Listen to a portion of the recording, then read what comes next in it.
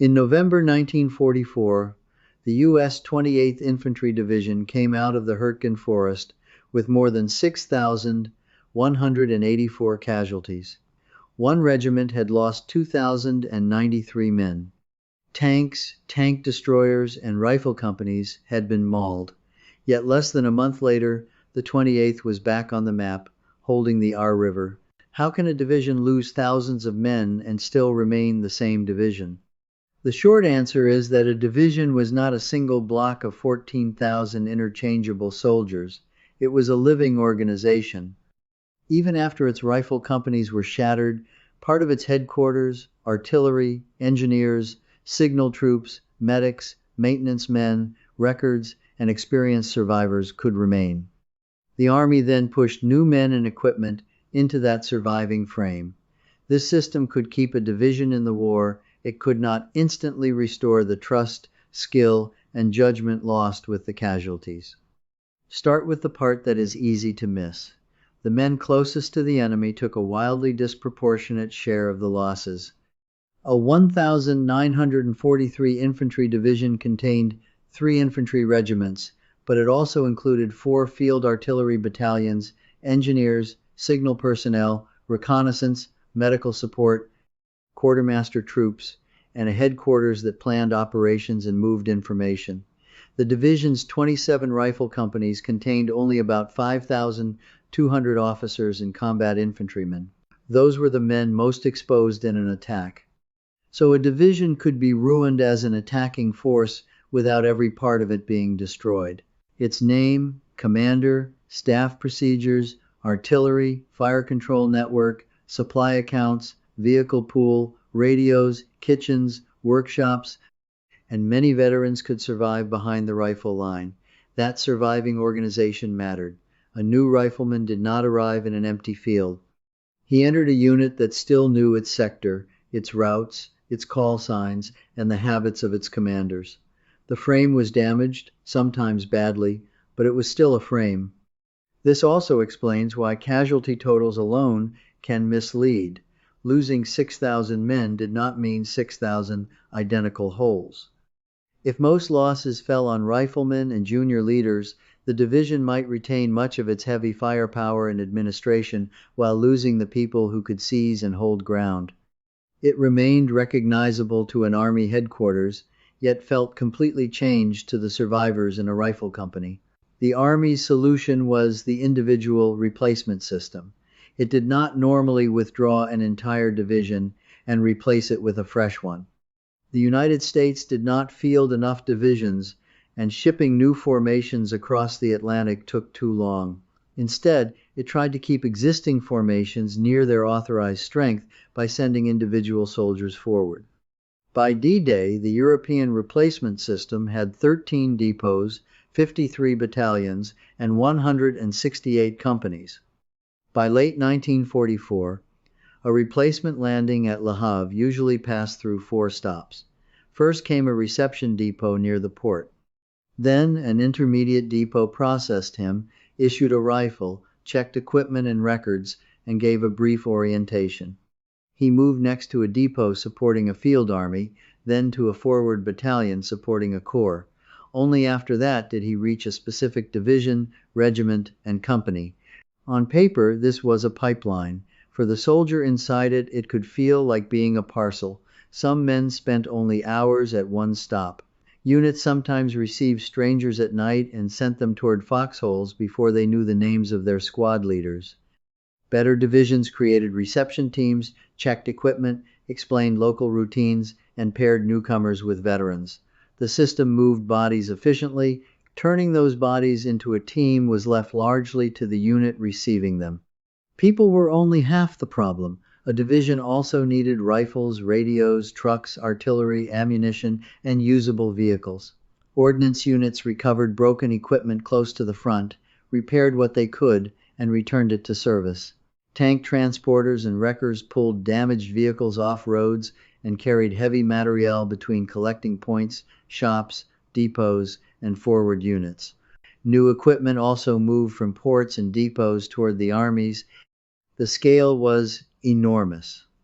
In late 1944, the theater reported that it was losing nearly 1,200 small arms every day. Each month it had to replace about 375 medium tanks, 125 light tanks, 900 2.5-ton trucks, and 1,500 jeeps. Those figures did not include equipment temporarily out of action but repairable. In November, 15,000 vehicles were deadlined, many for lack of spare parts or maintenance capacity. That distinction is crucial. Rebuilding was not one truck convoy arriving with everything a division needed. It was several overlapping systems, replacements for people, salvage and repair for damaged equipment, new issues from depots, hospital returnees coming back, and veterans training newcomers. When any one of those flows slowed, the division could exist on paper while remaining weak in practice. Now return to the 28th Division. On 2 November 1944, it attacked into the Hürtgen Forest toward Schmidt. The terrain was a defender's ally. Steep ravines, dense woods, mud, mines, poor roads, and observation that vanished after a few dozen yards. Tanks could not reliably cross the call trail. Artillery and supplies struggled to follow the infantry. The attack gained ground, lost it, and pulled more units into a battle that became brutally expensive. The final accounting shows how a division could be hollowed out without literally disappearing. The 112th Infantry, which made the main effort, lost 2,093 officers and men, 167 killed, 431 missing, 719 wounded, 232 captured, and 544 non-battle casualties. Across the division and its attached units, the toll exceeded 6,184. The attached 707th Tank Battalion lost 31 of its 50 Shermans. The 893d Tank Destroyer Battalion lost 16 of 24 meters 10s. Between 14 and 19 November, the 8th Infantry Division relieved the 28th. The survivors moved roughly 40 miles southwest to a quieter sector in Luxembourg, but this was not a holiday camp. The mission of 8 Corps was to train, rest, re-equip, and watch the enemy. The 28th and the nearby 4th Division had together suffered about 9,000 battle casualties. Veterans now had to teach and steady the replacements arriving to fill those holes. Think about what that meant at company level. A replacement could know how to fire his rifle and still not know which sergeant kept calm under shell fire, who could read the ground, which runner knew the route to battalion, or how this particular company reacted when its radio failed. A veteran did not merely teach a weapon, he transferred local knowledge, where to stand, when to move, whom to trust, and what an order sounded like when everything was going wrong. By 13 December, the 28th Division held the center of 8 Corps along the Our River. Its number was the same, its commander was the same, much of its structure still existed. But 3 days later, the German Ardennes offensive struck. German staffs knew that the 4th and 28th Divisions were exhausted and probably under strength. They were right about the weakness. The division had been rebuilt enough to occupy a front, not transformed into a fresh formation. The fighting that followed is the best warning against the word reappeared. Elements of the 28th fought stubborn delaying actions and disrupted the German timetable, but the division was forced back and parts of it became separated. The replacement system had preserved an organization and restored numbers. It had not erased Hurtgen, shortened the front, improved the weather, or given every new soldier the instincts of a veteran. Yet survival still mattered.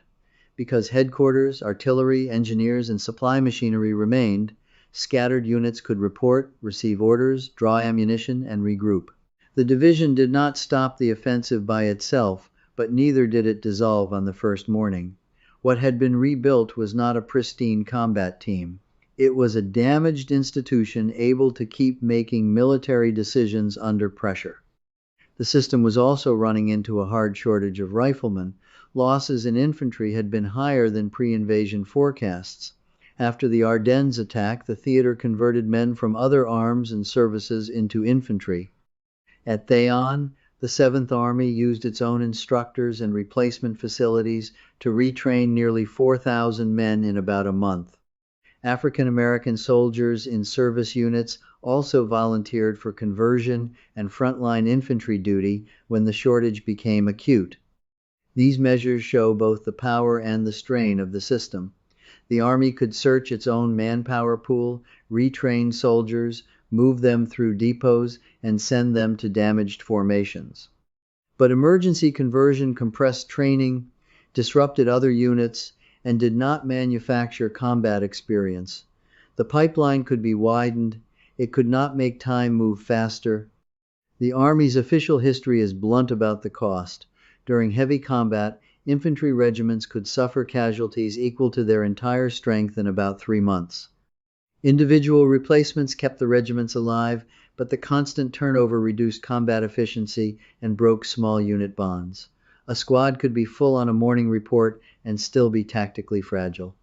Nor could the system guarantee the right item at the right moment. Tanks spent weeks in the shipping pipeline. Spare part shortages left vehicles deadlined. Replacement estimates lagged behind battlefield losses. A division might receive infantrymen but lack experienced junior leaders, radios, winter clothing, trucks, or enough serviceable tanks.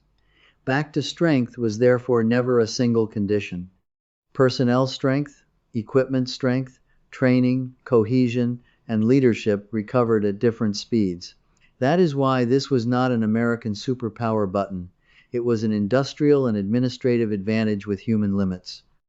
It allowed the Army to keep using the same divisional headquarters and traditions instead of constantly creating new formations. But every time the pipeline filled a vacancy, someone inside the unit still had to turn a stranger into a comrade. So what made a badly damaged division possible to rebuild? 3 things. First, the frame. Headquarters, staff work, communications, artillery, engineers, supply units, records, and enough veterans to preserve how the division operated. Second, the flow. A replacement system that could take men from ports and hospitals, process them through depots, and deliver them to a specific company. Alongside it ran an equipment system that recovered, repaired, replaced, and transported material. Third, the handoff, the moment when veterans taught newcomers the unwritten knowledge that no depot could issue. This was the slowest and most fragile part. The 28th Division survived Hurtgen because enough of the frame remained and the flows continued. It returned to the line before it was fully healed because the front still had to be held. That was the real American advantage.